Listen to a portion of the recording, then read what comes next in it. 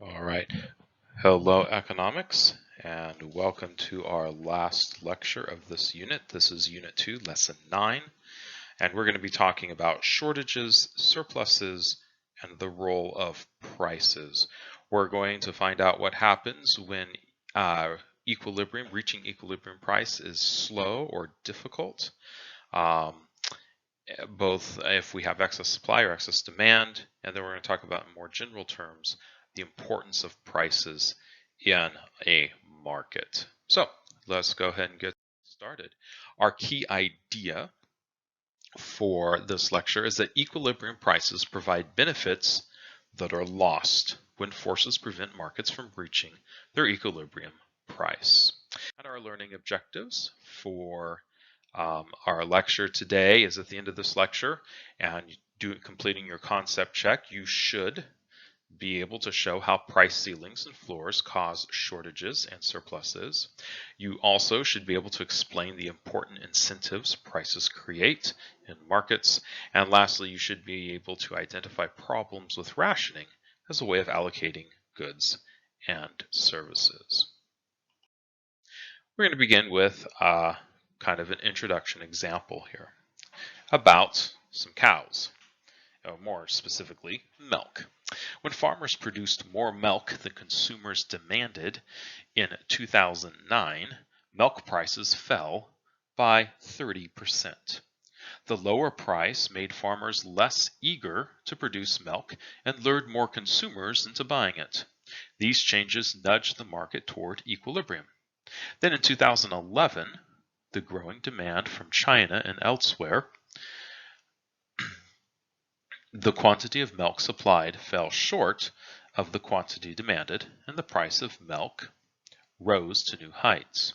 The higher price encouraged production and discouraged consumption, again leading the market toward a new equilibrium. In the milk market, as in all the markets we've discussed so far, changes in the price serve to bring supply and demand into balance. Most markets work this way most of the time. They are either in equilibrium or heading toward it. But sometimes a market will remain out of equilibrium for a long time.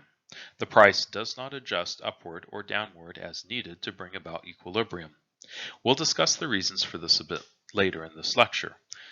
But first, let's explore what happens if a price does not adjust to its equilibrium level. In our graph here, we can see the market for milk. A price below the equilibrium price of $3, such as $2,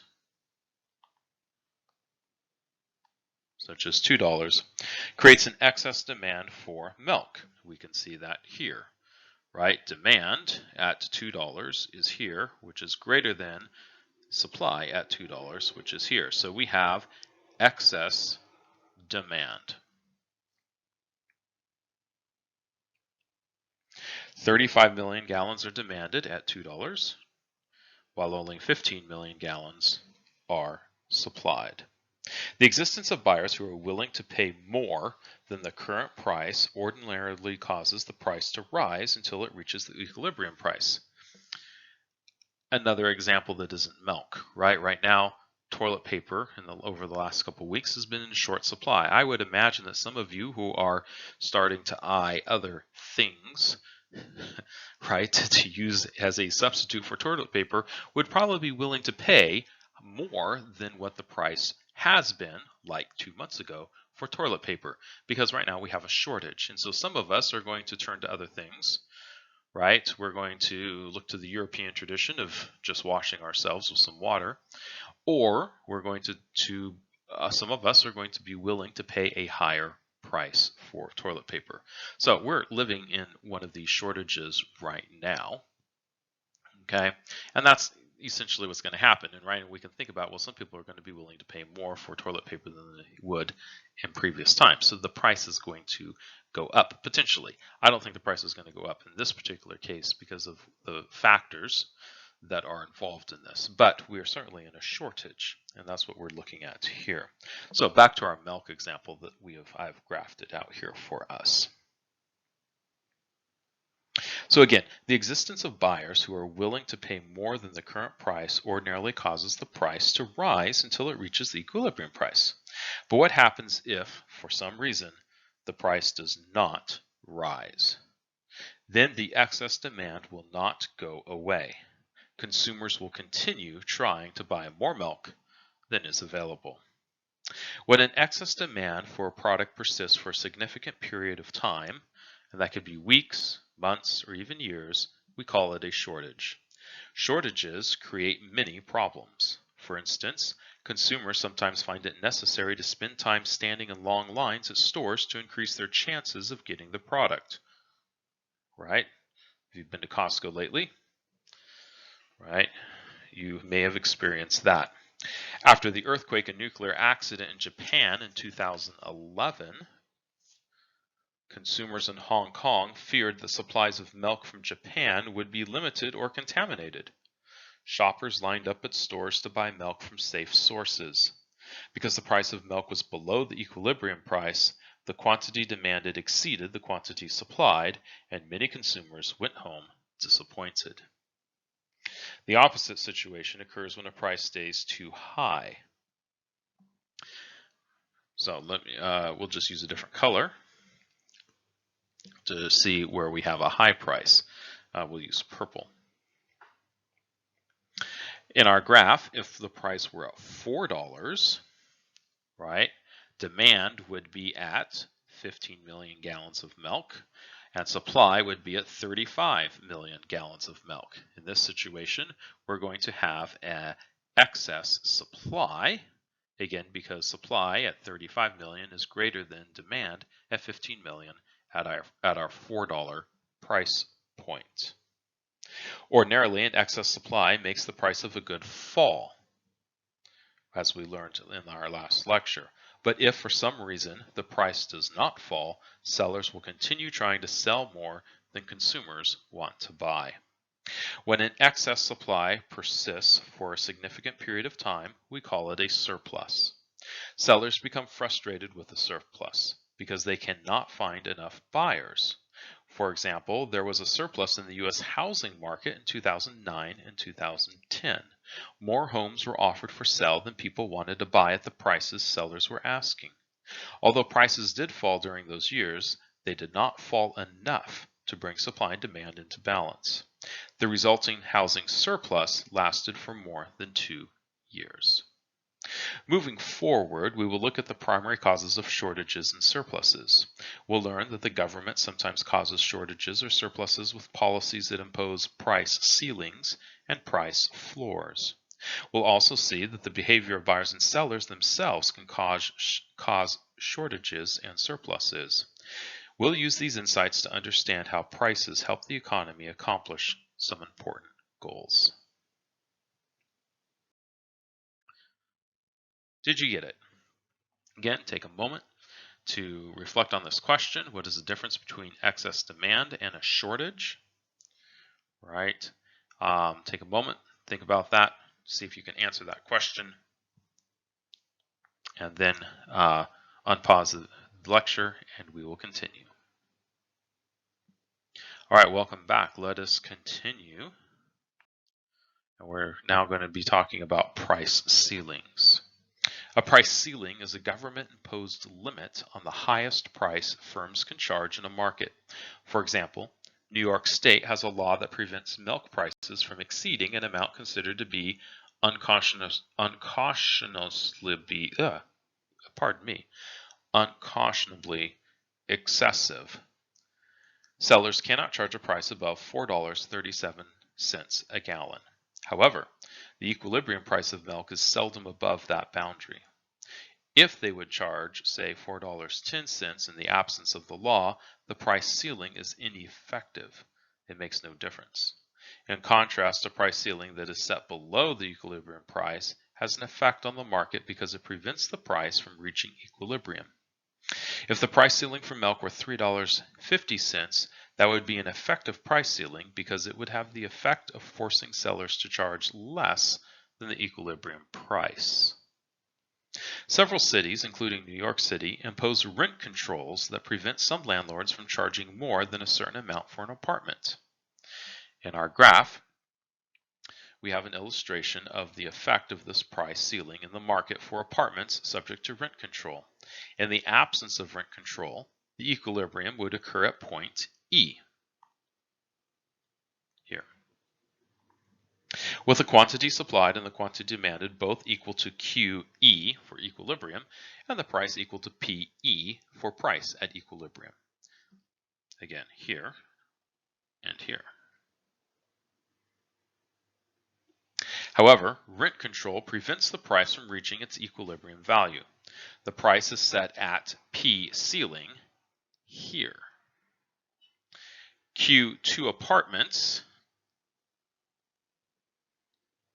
are, at that price, at price ceiling, Q2 apartments are demanded. Landlords, however, are willing to provide only Q1 apartments for people to rent. The quantity of apartments supplied is not only smaller than the quantity demanded, Q2, but it is also smaller than QE, the quantity that would be supplied without the price ceiling. This is because the lower rent decreases the incentive to make apartments available. Because the price ceiling limits the earnings of apartment landlords, fewer new apartment buildings are built. Some existing apartment buildings are converted into hotels or office buildings, and with potential renters clamoring for the low-rent apartments, there is little incentive to keep rent-controlled apartments attractive or in good repair, so the apartment buildings tend to become run down. The most direct impact of rent control is that those people who do not manage to rent apartments pay less than they would without rent control. Let me say that again. The most direct impact of rent control is that those people who do manage to rent apartments pay less than they would without rent control. However, for reasons we'll explore next, most economists do not believe that price ceilings such as rent control are the best way to help consumers.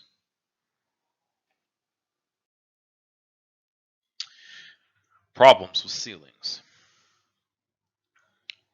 One problem with price ceilings is that although they are usually designed to help the poor, the beneficiaries are sometimes the rich.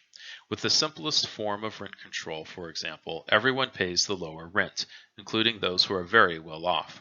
Some renters may even be wealthier than the landlords who own the apartments. In these cases, a wealthier renter benefits at the expense of a less wealthy landlord who must charge a lower rent.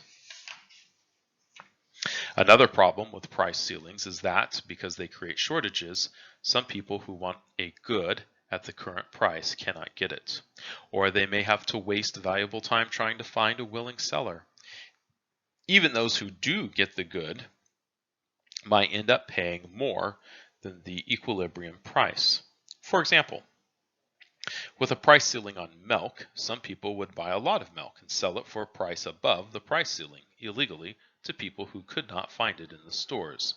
This type of illegal market is called a black market.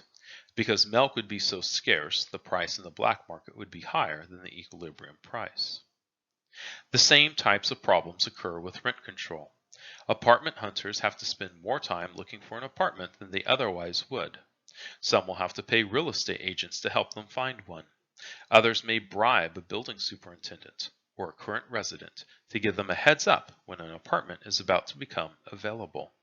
Taking into account the opportunity cost of the extra search time and the payments to real estate agents or building superintendents, it may up costing as much or more to rent an apartment than it would without the rent control. For all these reasons, price ceilings are a flawed way to help consumers afford a good. Other methods that do not create shortages are considered more effective and fair.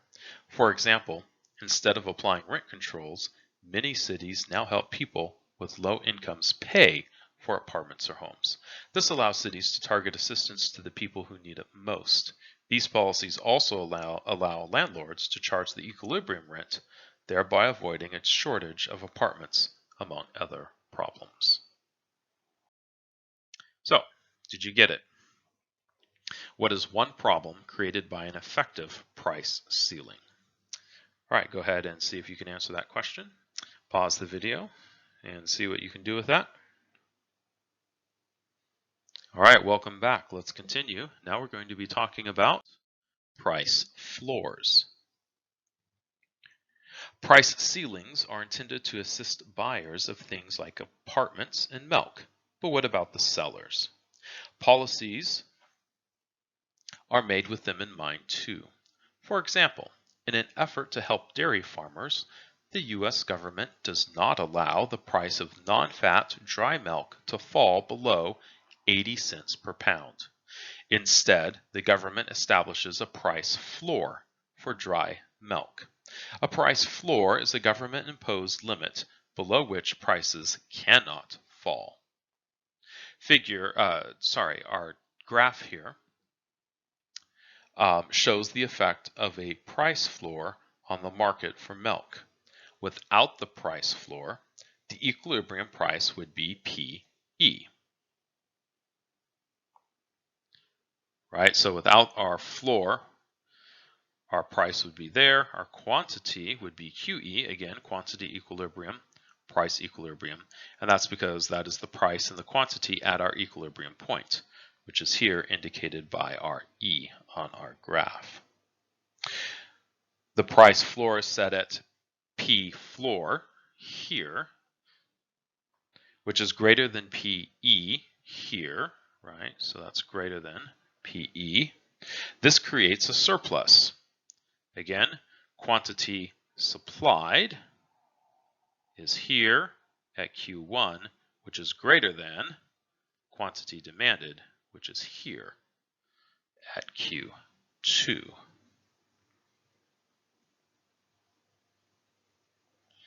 Because the price floor is above the equilibrium price, it is an effective price floor, similar to when we talked about price ceilings. When the price ceiling is below the equilibrium price, it is an effective price ceiling. So,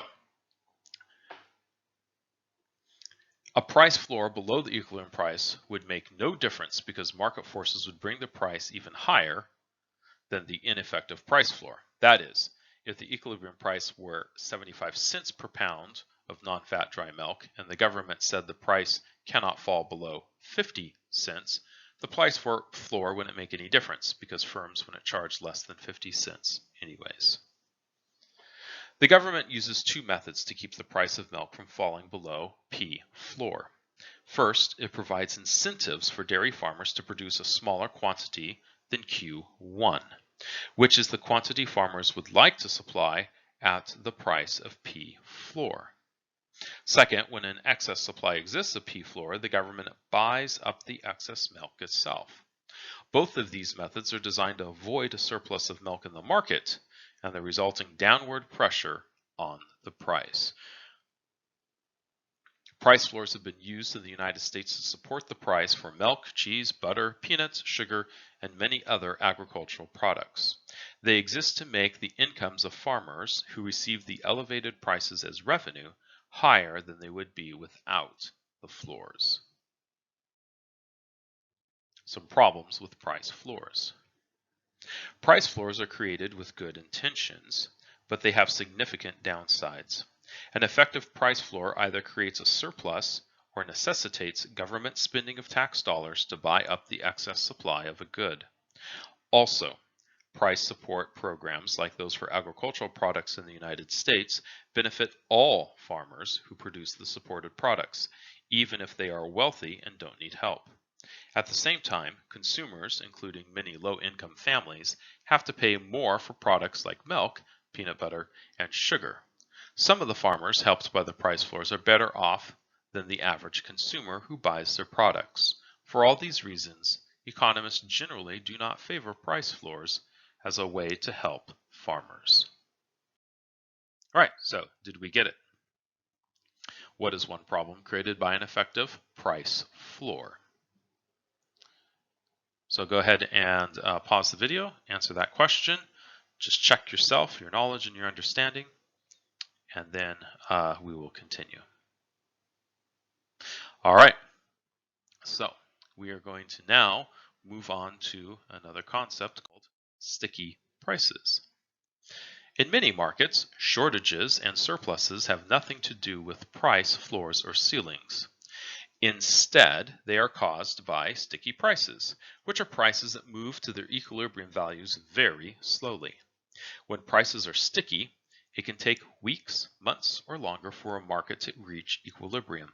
In the meantime, if the price is below its equilibrium value, there will be a shortage, and if the price is above its equilibrium value, there will be a surplus. Prices can be sticky for a number of reasons. Habits, customs, and traditional arrangements with suppliers sometimes prevent prices from changing. For example, when demand is unexpectedly high for tickets to a new movie, theaters generally do not raise the ticket price for that movie. People who want to see the movie may not be able to get tickets for days as the result of a shortage. Why don't theaters raise the price, which would give them more profit and eliminate the shortage? The reason is partly that movie studios pressure theater owners to be consistent with ticket prices. Also, theater owners have traditionally charged the same price for every movie showing at a particular time. Breaking that custom could upset customers, who might not come back to a theater that seems to charge unfair prices. Prices can also be sticky because it is costly to change them. Restaurants have to print up new menus when they raise or lower prices, and hotels have to change their advertising on billboards, in magazines, and on the internet. When the demand or supply curve shifts, some businesses may prefer to wait for some time before incurring the cost of changing prices. They want to be sure that the new equilibrium is going to last. Finally, sticky prices can occur because of stubbornness or due to disbelief among sellers that the equilibrium price has dropped substantially from a long-standing value. For example, the housing surplus in 2009 and 2010 arose when the equilibrium price of homes fell dramatically, but many sellers refused to lower their asking price enough to bring supply and demand back into balance. Sticky prices can delay a movement to equilibrium, but prices do not remain sticky forever. Even Motel 6, a motel chain named after its practice of charging $6 per room, eventually had to break with its tradition due to increases in the equilibrium price. As long as prices are allowed to move up and down, sooner or later, firms tend to make adjustments toward the equilibrium price. As the housing surplus continued, for example, more and more home sellers realized they would have to accept a lower price if they wanted to sell. And as prices moved toward equilibrium, the housing surplus began to shrink.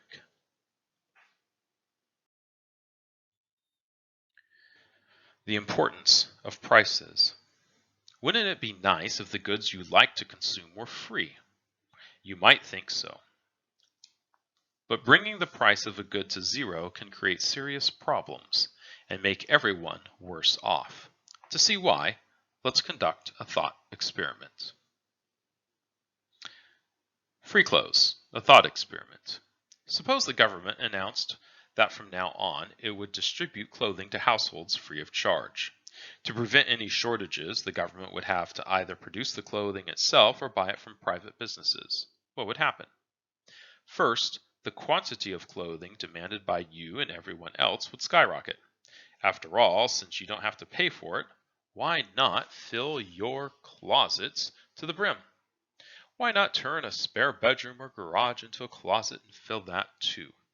In fact, why do laundry? After you wear a shirt once, you could just throw it away and get a new one. Not a bad idea. Fashions would probably change quickly due to the rapid turnover of clothing.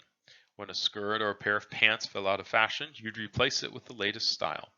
And why buy paper towels or napkins when you could just use free t-shirts to wipe up spills? In short, without a price, you and everyone else would overconsume clothes. Now let's consider the supply side of the market. To avoid a shortage, production would have to increase dramatically to match the huge increase in demand. More and more resources would be shifted into the production of clothing. Land currently used to grow food crops would be used to grow cotton instead. More and more labor would be shifted to the tasks of manufacturing, transporting, and distributing clothes. While we would all have plenty of clothes, they would come at the sacrifice of other valued goods and services. We would have less food, entertainment, education, healthcare, and so on. If enough clothing were produced to keep up with demand at a price of zero, we would overproduce it. Despite the clothing being free, households would feel the effects in their pocketbooks. To fund the expanding department of clothing that would buy or produce and distribute free clothes, households would have to pay a large share of their incomes in taxes. And households would have to pay higher prices for other goods and services. Why? Because with increasing amounts of resources being used for clothing, firms in other industries would have to pay more for the increasingly scarce land, labor, and capital not used to make clothing. As their costs rose, these firms would have to charge higher prices.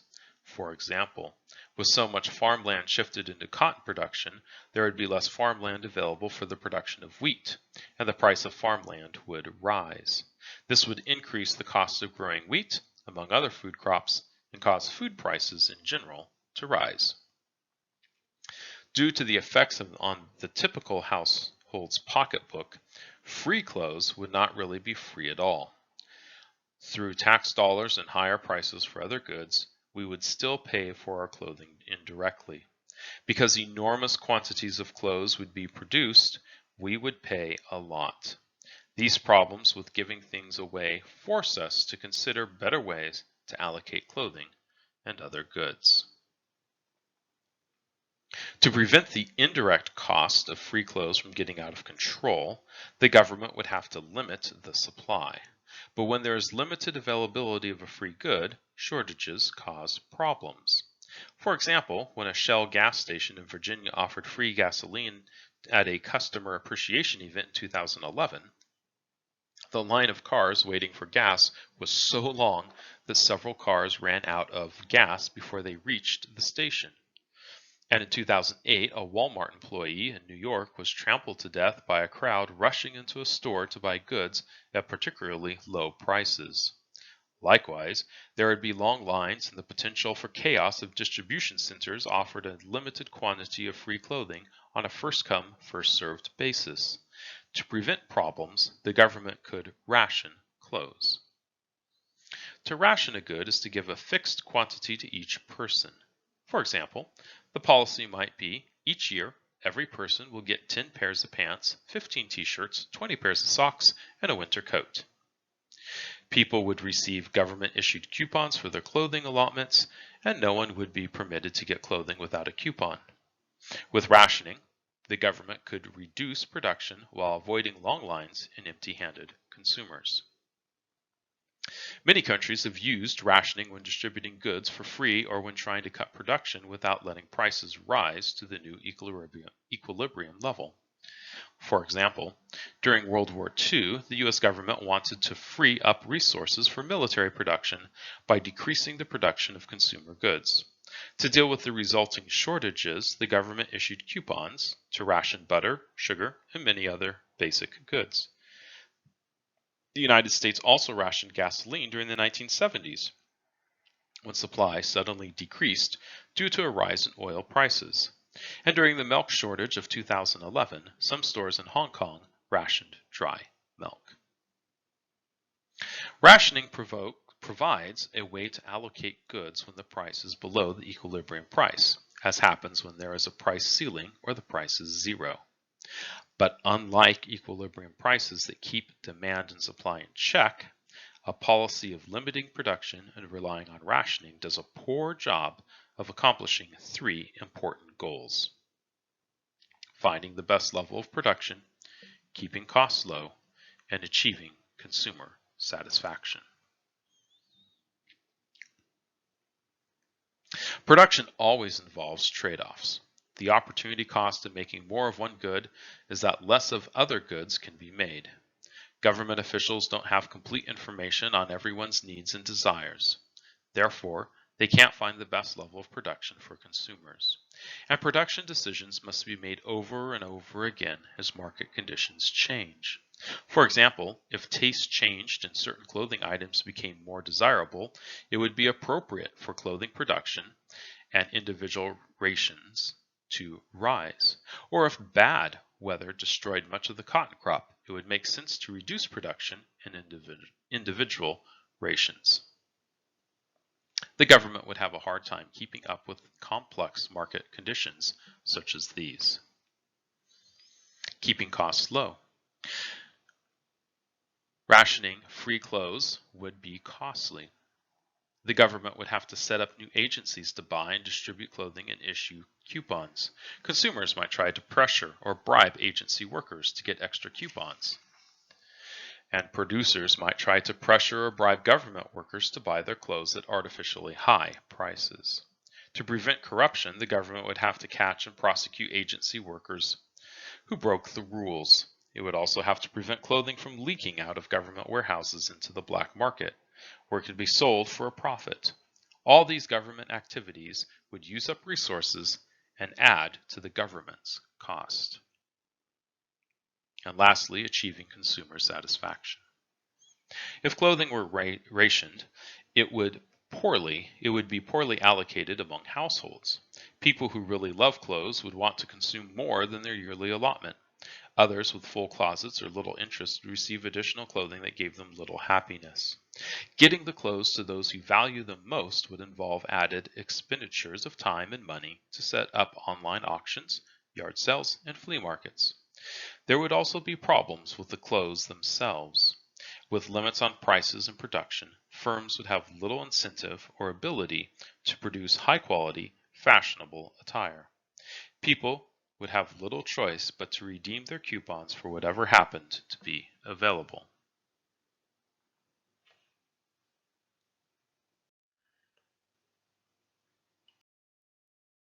The importance of prices, what prices accomplish. Imagine a society that rations free clothing but grows tired of the problems just discussed. The government announces a contest.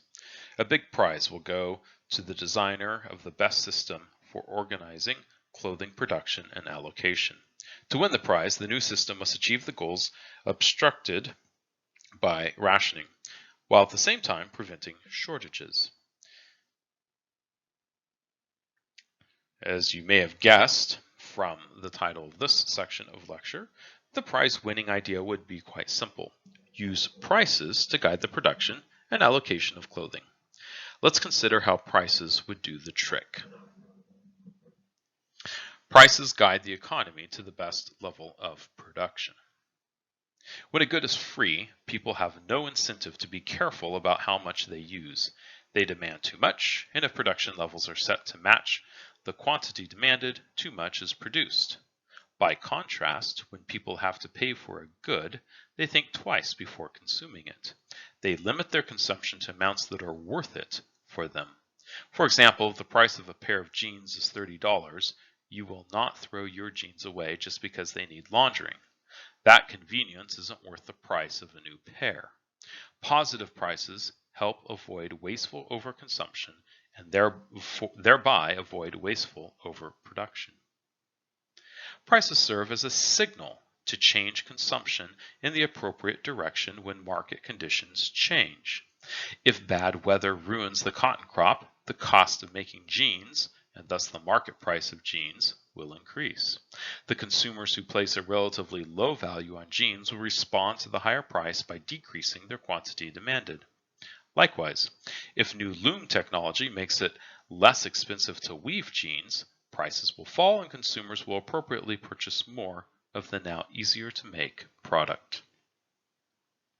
Prices also serve as a direct signal to firms to change production in the right direction when market conditions change. For example, if many people suddenly want more clothing, the increase in demand will cause the market price to rise. The higher price indicates to firms that people want more clothing. To earn higher profits, firms will increase production. The next section explains more about how prices guide production to desirable levels. Prices help keep costs low. The influence of prices eliminates the need for a costly government rationing program. Instead, the government can play a supportive role by establishing and enforcing laws that allow buyers and sellers to trade, protecting their rights and ensuring that no one is harmed by their activities. Unless the market has special problems that require more direct government involvement, which we'll discuss in the future, the government can stay mostly in the background and let prices do the work. Prices help achieve consumer satisfaction. Unlike a rationing system, a market driven by prices allows people to buy as much or as little of each good as they want at the market price. Those who are willing to pay the market price for a large quantity of clothing buy more than those who place little value on clothing. No buyer ends up with a lot of a disfavored good, as they might if the good were rationed. And because production and prices are not restricted, firms will aim to make more of the goods that provide the most value to consumers relative to the cost of providing them. Prices help prevent shortages. As we've learned, when prices can adjust freely, they settle at their equilibrium values, where supply and demand are in balance. Every buyer can find a seller, and every seller can find a buyer. Even when a price is sticky, it tends to move to its equilibrium value over time. Equilibrium prices eliminate shortages without any need for rationing.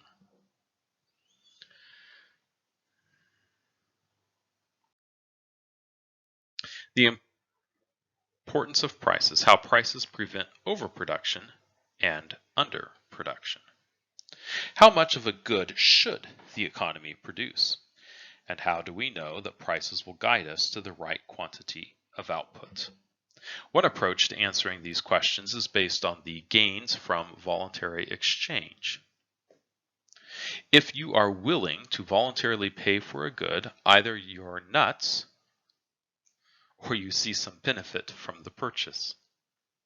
If the owner of a firm is willing to voluntarily sell the good to you, either the owner is nuts or the owner is made better off by the sale.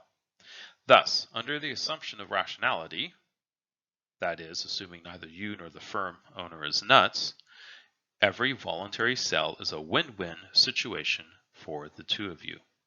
Except when goods create benefits or costs not felt by the buyer or the seller, as we will discuss in a future lecture, we want more units of a good to be made and sold as long as each unit creates this type of win-win outcome. We can identify the units of a good that make both buyers and sellers better off on a graph of supply and demand. Consider the market for laptop computers depicted here. In this market, each of the first 800 laptops produced in a week would create gains for both the buyer and the seller. To see why, let's zero in on one of these laptops, the 400th. The height of the demand curve at the quantity of 400 tells us that some consumer, let's call her Laura, would buy the 400th laptop if the price were $1,000 or less. The 400th laptop must be worth $1,000 to Laura because that is the most she would pay for it, right? And we are on our demand curve. Remember, demand is what consumers both willing and able to purchase. By contrast, the height of the supply curve at a quantity of 400 laptops is only $200. This tells us that some business, let's call it Ace Laptops, would produce the 400th laptop if it could get $200 or more for it. The 400th laptop must cost Ace $200 to produce because that is the least Ace would accept in exchange for making it. Now let's summarize what we know. The 400th laptop is worth $1,000 to Laura, but would cost Ace $200 to produce. If this laptop were produced in exchange for any amount of money between $200 and $1,000, both Laura and Ace would benefit. For example, if the price were $700, Ace would benefit by getting $700 for a laptop that cost $200 to produce. And Laura would benefit by paying only $700 for a laptop that is worth $1,000 to her. We can apply the same logic to any of the first 800 laptops in this market. For each of those first 800 units, the demand curve lies above the supply curve, so the laptop is worth more to some buyer than it would cost some seller to make. To take advantage of all such opportunities for a buyer and seller to gain, production should continue until firms have made every laptop for which the demand curve lies above the supply curve, or 800 laptops per week, which is what our graph is telling us. The 800 first laptop and all of those beyond it should not be produced. For these units, the supply curve lies above the demand curve, so each of these laptops would cost more to make than is worth to a consumer. Now consider what happens when we let the market determine the price and quantity of laptops. The equilibrium price is $700 and the equilibrium quantity is 800 laptops. All the laptops that can provide gains to both buyer and seller, and only those laptops, are produced and consumed. The equilibrium price automatically brings about the proper level of production and consumption. This important result follows from a simple fact. When buyers and sellers can trade freely, they will naturally make all the exchanges, and only those exchanges, that make both the buyer and the seller better off. When prices are not enough. We've seen that prices accomplish a great deal for consumers, firms, and the economy as a whole, but they do not solve every problem. The price signal for market production is based on buyers' willingness to pay for a good and producers' willingness to supply it. But what consumers are willing and able to pay depends not just on their desire for a good, but also on their income. Remember our definition, willingness and ability. Those with the lowest incomes thus have relatively little influence on the goods provided in markets. Consider the money pharmaceutical companies devote to finding cures for baldness and wrinkled skin. The same money could instead be used to fight deadly diseases like malaria and tuberculosis that kill millions of people every year in developing countries. Why bother with baldness and wrinkles? Because people in developed, relatively rich countries are willing and able to pay more for cures for those problems than individuals in developing countries can possibly pay to save their own lives. The guidance of market prices alone may not address this concern in a satisfactory way. Society must therefore decide how much more than the equilibrium quantity of things like healthcare to supply in order to help those with the lowest incomes. There are also cases of what economists call market failure, in which markets overproduce or underproduce a good. We'll discuss market failure later in this class, but first we are going to wrap up this unit, and our next unit is going to take us to a look at different types of firms that actually produce the goods and services we've been discussing. All right, that ends our lecture. So go ahead and work on that concept check and have that ready for turning in tomorrow at 10 o'clock. And of course, tomorrow we also have a video chat to go over any questions you have about this lecture. Have a great rest of your day.